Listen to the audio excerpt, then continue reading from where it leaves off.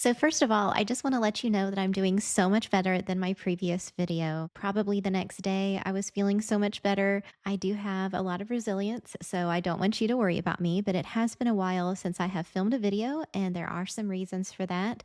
As you can tell, I have a little bit of a different setup, and it's because I'm upgrading my whole filming setup for my other channel, which is my name, Casey Slate. And if you go over there, you can see how I've been posting a lot of videos lately and giving that a lot more of my focus. So I just wanted to give you an update about what's been going on with me lately. Let's go through what I've taken. So I initially started with methotrexate, had an allergic reaction. Then I tried Enbrel and it helped some, but it didn't help enough because while I was on Enbrel, I ended up in a wheelchair. And then it started to have these like crazy injection site reactions. So I stopped Enbrel, went to Humira, and then Humira transferred to Hyrimoz, which is the biosimilar. And I did really well on Hyrimoz for a long time. I had to go from the every 2 weeks to every week, and that went well for a while. And then till it didn't. So we tried Areva. I didn't react very well to that. I only took like one pill. And then I tried hydroxychloroquine for a while, and I could tell it helped me, but it started to affect my eyes. And so there are two different things that can happen with hydroxychloroquine. The one that they freak you out on is the long-term permanent damage that can happen, but that's when you take a higher dose for a significant amount of time. That's not what happened to me. It was the short term. It started to give me like blurred vision. So stop that. And then we switched to Kevzara. So I've been taking Kevzara for several weeks now, and I can tell you I'm having great results with it, and I'm so happy. So I'm going to take it for right now for what it is. I'm doing so well with the Kevzara. I haven't had to use my cane in a while. I do have still swelling in my knees, and sometimes I do have some minor pains here and there. I mean, obviously, I still have RA. It hasn't gone away, but my quality of life has improved so much. So I'm so, so happy with the Kevzara. And another thing I wanted to share with you is I absolutely love podcasts. And one of my favorites is the Huberman Lab. And it's with Andrew Huberman, who is a professor at Stanford. And he has a podcast about science information. I am not a science nerd.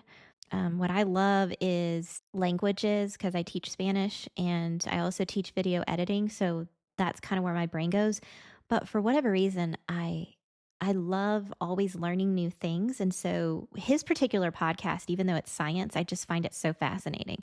So anyway, he interviewed this lady named Dr. Ellen Langer, and she is a psychology professor. And I love psychology. I love that subject so much. I was so fascinated with her podcast and interview with him that I just had to read her book. So I'm almost finished reading her book. It's called The Mindful Body, and you have to check this out. She talks about a lot of like psychology research when it comes to the mind body connection. And for her, she doesn't say it's connected, she says it's one. She also talks about the placebo effect. Have you ever thought about this? Why does the placebo work in clinical trials whenever they're testing out a new medicine, whatever it is? Why does the placebo work? I find that so fascinating. And she talks about that and explains it in her own way. But for me, the way I explain it or talk about it or imagine it is that it's hope. We all need hope. We need hope for remission. And why? Because we know other people have experienced it. And so if other people have experienced it, so can we. So when it comes to having hope or the concept of the placebo effect, what I've learned in her book is that it's not about positive thinking necessarily. And I know, we're all in a different stage in our journey with RA. And so I know what it feels like to have pain so bad that I literally moan. Like nothing helps it, and it just hurts so bad. Like it feels like it's burning from the inside out. I know what it feels like to have to use a wheelchair or have to use a cane because I just cannot walk and I'm in so much pain. I know what that feels like. So I'm not discounting that. I'm not saying that positive thinking or something is going to get you out of that situation. But what I am saying is that regardless of where you are, if you are using a wheelchair or a walker or a cane, you have to have hope. And hope gives us a reason for tomorrow.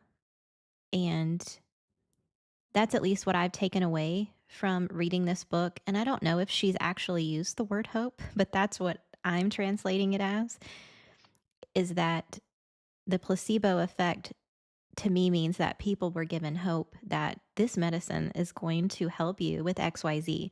Another thing Dr. Langer talks about is noticing variabilities between day to day and not succumbing to the idea of that I have RA, therefore this is my outcome, or this is my next moment, or my next day, or the cards are just laid out for me.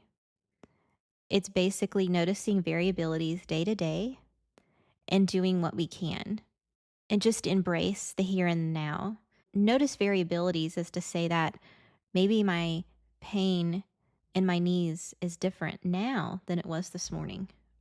It's just being more mindful of the day to day and more mindful of the variabilities, which when you do that, it brings more awareness to the possibilities of things getting better and improvement, because that's what we want, right? We want to get better.